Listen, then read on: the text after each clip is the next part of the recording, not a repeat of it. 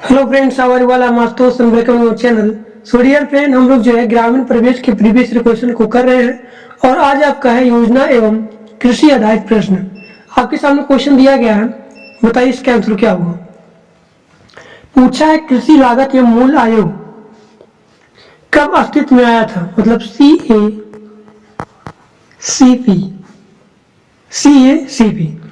ये पूछा है कब अस्तित्व में आया था, तो 1965 में अस्तित्व में आया था।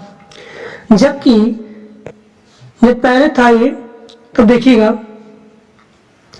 CAP था, मतलब commission for agriculture price. Commission for agriculture price 1965 में आया था और इसी का नाम चेंज होकर के 1985 में CACP कर दिया गया। ठीक, नेक्स्ट बताइए उत्तर प्रदेश के कृषि मंत्री कौन है। उत्तर प्रदेश के कृषि मंत्री कौन है? Agriculture minister of UP. तो देखिए ट्रिक देखिएगा यहाँ पे ट्रिक। आप मुझे बताइए, बिना सूर्य के प्रकाश से कोई भी पॉसिबल नहीं है, मतलब एग्रीकल्चर में नीड सनलाइट। तभी सूर्य प्रताप सिंह,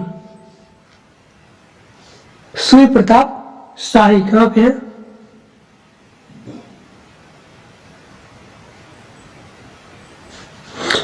इसमें ऑप्शन दिया नहीं गया है, यहां लिख लीजिएगा ई में सूर्य प्रताप शाही। ठीक, सूर्य प्रताप शाही कृषि मंत्री कौन है? सूर्य प्रताप शाही जी हैं। ठीक, अगर पूछा जाए आपसे, यहां दिया गया है सुरेश खन्ना। सुरेश खन्ना, तो सुरेश खन्ना जी हैं शहरी विकास मंत्री, शहरी अर्बन डेवलपमेंट मिनिस्ट्री। धर्मपाल को बोला जाता है यूपी के सिंचाई मंत्री, इरिगेशन मिनिस्ट्री। और भूपेंद्र सिंह को बोला जाता है पंचायती राज मंत्री। तो सुरेश खन्ना क्या हो गए? शहरी विकास मंत्री। धर्मपाल क्या हो गए? यूपी के सिंचाई मंत्री। और भूपेंद्र सिंह चौधरी हो गए पंचायती राज मंत्री। नेक्स्ट दिया गया है वर्ष 2021 और 2022 में, वर्ष 2021-2022 में तूर दाल की MSP क्या है? यहां देखिएगा, जो दिया गया तूर दाल, इसी तूर दाल को बोला जाता है पीली दाल और इसी को बोला जाता है अरहर। तो अरहर की MSP क्या है बताइए। देखिए 1940 धान का है, 2015 किसका है? गेहूं का है, और 6300 आता है हमारा तूर दाल। किसका आता है? तूर दाल का MSP। तो आपका आंसर क्या हो जाएगा? आंसर हो जाएगा बी। और 7275 रुपया ये आता है MSP मूंग दाल का। और मूंग दाल सबसे महंगी दाल अगर आपसे पूछा जाए तो मूंग दाल होता है। ठीक, सरसों का होता है, सरसों का MSP। सरसों की अगर पूछूं आपसे MSP क्या है, तो 50 रुपया। ठीक, बताइए धान का क्या है MSP? धान का 1940, गेहूं का 2015, 6300 तूर दाल या फिर अरहर दाल, 7275 ये आता है हमारा मूंग दाल का, और सरसों का 50। ठीक, रेड रॉट रोग निम्न में से किस फसल से संबंधित है? तो गन्ना के लिए रेड रॉट रोग गन्ना के लिए फेमस है, संबंधित है। ठीक, आप मुझे बताइए गन्ने का MSP क्या होता है? तो गन्ने का MSP नहीं होता है, गन्ने का FRP होता है। FRP क्या होता है? 200 290 रुपया। 290 रुपया होता है FRP आप शुगर कैन। ठीक, अगर मैं पूछूं गेहूं का MSP क्या है तो 2015 है, धान का 1940 है। ठीक, गेहूं में कौन सा रोग लगता है? गेहूं तो गेहूं में रोग लगता है रस्ट, RUST रस्ट, और गेहूं में लगता है लूज स्मट रोग, और इसी गेहूं लगता है कड़ुआ रोग। अगर मैं बात करूं धान का तो धान में रोग लगते हैं, देखिएगा, भूरा धब्बा, खैरा रोग और झुलसा रोग या फिर शीत ब्लाइट रोग। शीत ब्लाइट, भूरा धब्बा, खैरा और झुलसा ये धान का हो गया। ठीक, मक्का के लिए देख लीजिएगा, तुलसीता रोग, तो मक्का के लिए तुलसीता रोग लगता है। मक्का का MSP होता है 1870 रुपया, गेहूं का 2015, धान का 1940 और गन्ना का 290 रुपया। पूरा याद कर लीजिएगा इसे। मक्का का 1870, गेहूं का 2015 और धान का 1940 रुपया हो जाता है। नेक्स्ट, कल्याण सोना वैरायटी किसकी है? किस क्रॉप की? तो कल्याण सोना वैरायटी हो जाती है गेहूं की। किसकी? गेहूं की। कल्याण सोना जो वैरायटी है किसकी है? गेहूं की है। गेहूं की बहुत सारी वैरायटी आती हैं, जैसे कि हो जाता हमारा पूस, बेकर,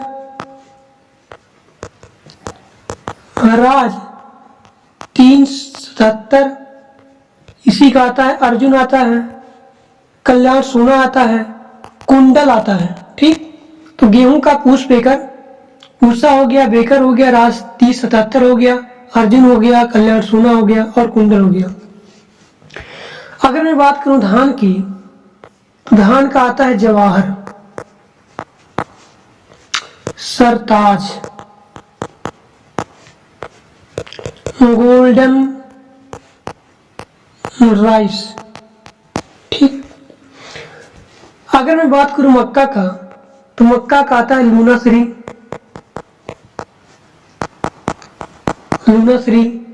कावेरी, इसकी वैरायटी है सब, जया, सरयू, गोविंद, महाधान। नेक्स्ट, तो कल्याण सोना गेहूं का हो गया। धान में कितनी प्रतिशत भूसी पाई जाती है? What is the percentage of husk of in paddy? तो 20 से 22% पाया जाता है क्या? भूसी। धान की उत्पत्ति के लिए अगर पूछा जाए आपसे कितना टेम्परेचर होता है, 20 से 27 degree temperature need in paddy, 150 centimetre वर्षा चाहिए, और इसके लिए जो तापमान चाहिए, जो क्लाइमेट चाहिए, कैसी होनी चाहिए? ह्यूमिडिटी, उष्ण। ठीक, नेक्स्ट, बाजरा उत्पादन में भारत का स्थान फर्स्ट। बाजरा उत्पादन में भारत का स्थान क्या है? फर्स्ट। अगर मैं पूछूं आपसे यहाँ पे कि मक्का उत्पादन भारत का स्थान, बाजरा उत्पादन में, गेहूं उत्पादन में, चावल उत्पादन में भारत का स्थान क्या है? भारत का स्थान बताना है आपको। तो मक्का उत्पादन भारत का स्थान 7 है। पहले नंबर पे आता है हमारा यूएसए, पहले नंबर पे। तो मक्का उत्पादन में सबसे फर्स्ट स्थान आता है यूएसए का। बाजरा उत्पादन में पहला आता है भारत ही, ठीक। गेहूं उत्पादन में और चावल उत्पादन में भारत का रैंक आता है सेकंड, और इन दोनों का फर्स्ट रैंक आता है चाइना, ठीक। अब मुझे बताइए ज्वार की एमएसपी क्या है और बाजरे की एमएसपी, बताइए एमएसपी क्या है? ज्वार की एमएसपी और बाजरे की एमएसपी क्या है? तो बाजरे का आता है 2250 और ज्वार का आता है 27-38 रुपया पर क्विंटल। नेक्स्ट,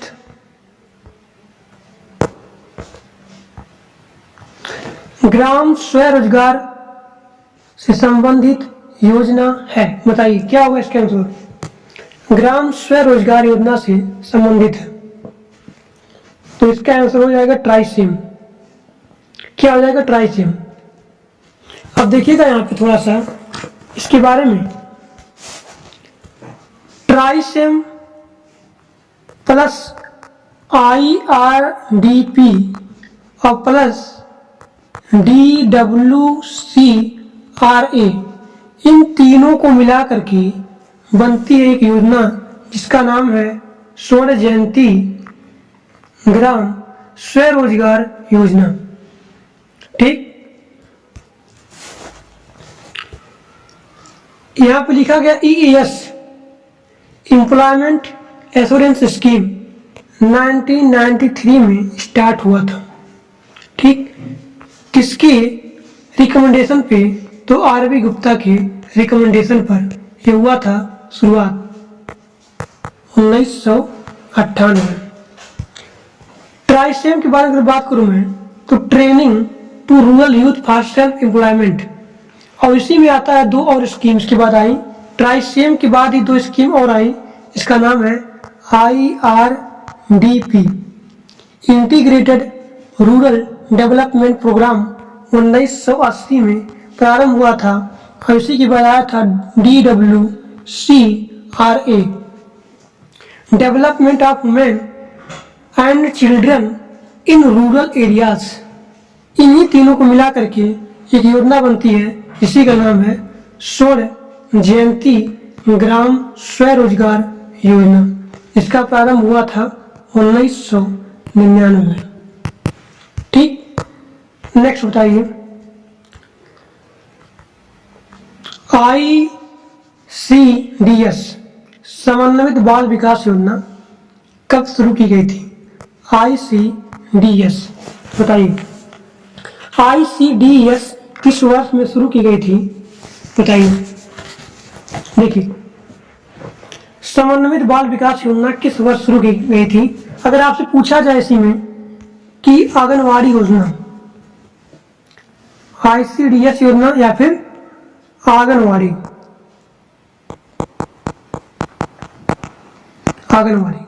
देखिए 2001 में आया था, 2001 में SGRY, 1995 में आया था मिड डे मील MDM, तो इसका आंसर हो जाता है 1975। 2006 में आया था मनरेगा,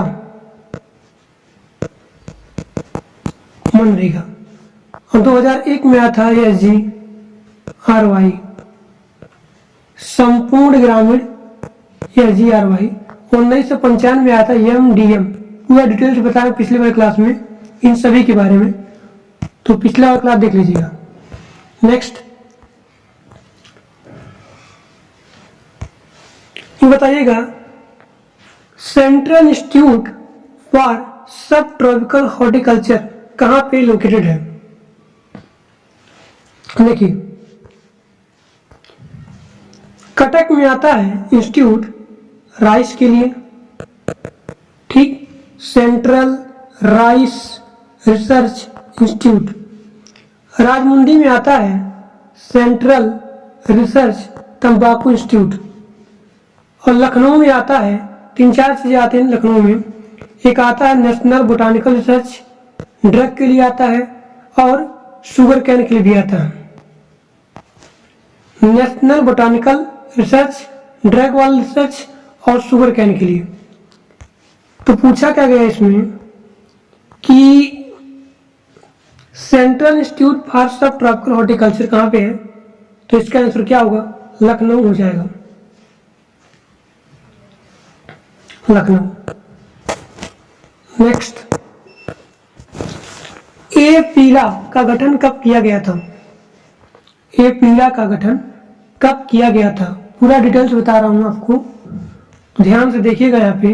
ए पीला का गठन कहाँ किया गया था? ए पीला का गठन कब किया गया था बताइए। तो यहाँ देखिएगा APEDA, इसका फुल फॉर्म होता है agriculture and processed food products export development authority, ठीक। इसका प्रारंभ 1986 में किया गया था। कब किया गया था? 1986 में।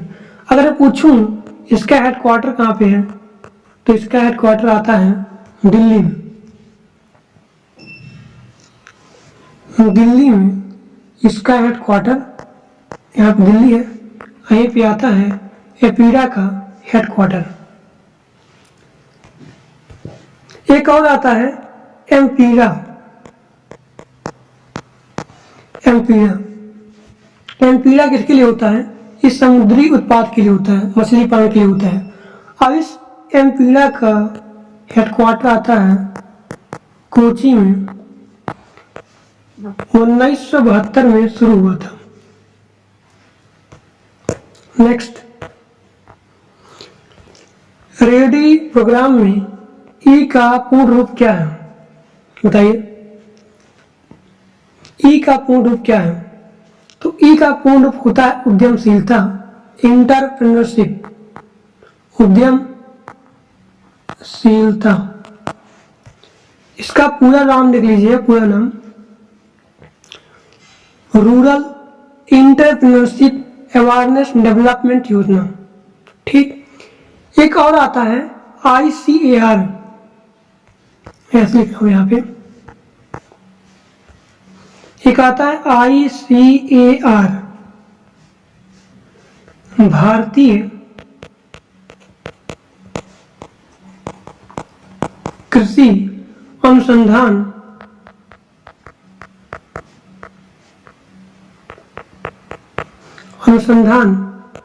परिषद। इसके अध्यक्ष होते हैं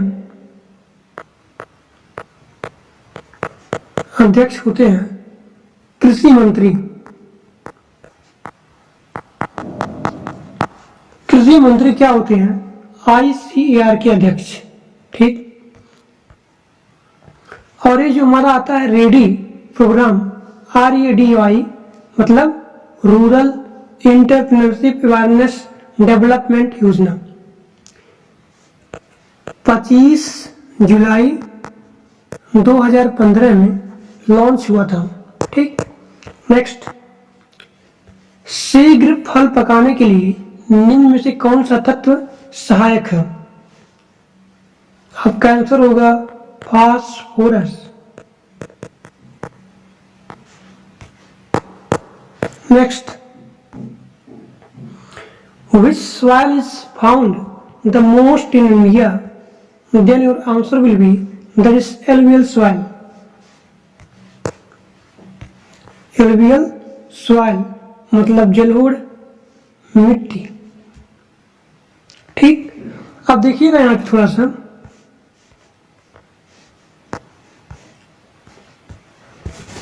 इंडिया में जो मिट्टी पाई जाती है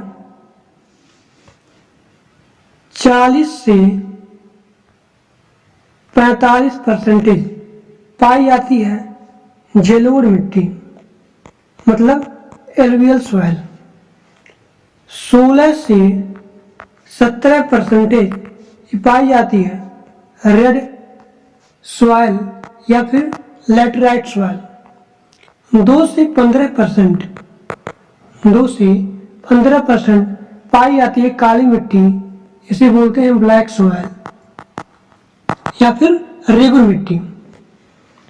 अब यहाँ देखिएगा थोड़ा सा, जलोढ़ मिट्टी आती है चाय के लिए व कॉफी के लिए, क्या होती है लाभदायक, और काली मिट्टी कपास के लिए।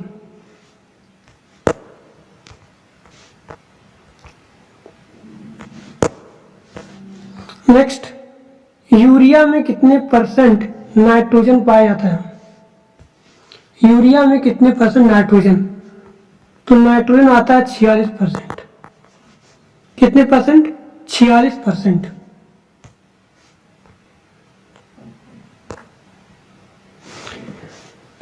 मुझे बताइए यहाँ पे धान का एमएसपी क्या है? धान का एमएसपी क्या है? धान का एमएसपी क्या है? गेहूं का एमएसपी क्या है? अरहर का एमएसपी क्या है? मूंग की दाल का एमएसपी क्या है? बाजरा का एमएसपी क्या है? मक्का का एमएसपी क्या है? जौ का एमएसपी क्या है? बताइए फटाफट। तो यहाँ पे आता है धान, और धान का एमएसपी क्या होता है? 1940। गेहूं का 2015, अरहर का 6300। ठीक, और यहाँ आता है मूंग 7275 रुपया। बाजरा का एमएसपी आता है 2250, 1870 मक्का का आता है, और जौ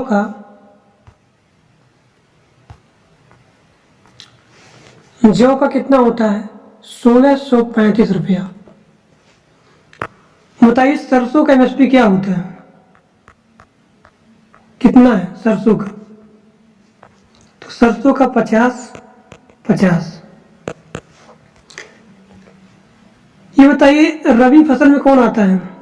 अगर पूछूं आपसे कि चना कौन सा फसल है, तो चना हमारा आता है रबी फसल।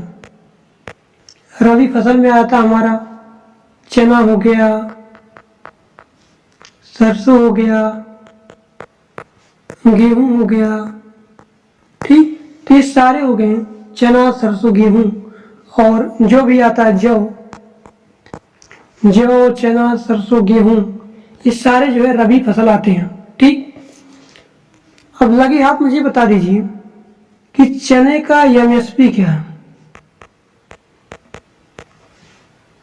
चने का एमएसपी देखिए 52-30। इन सभी का एक ट्रिक होता है, मैं लेके आऊंगा स्पेशल क्लास में।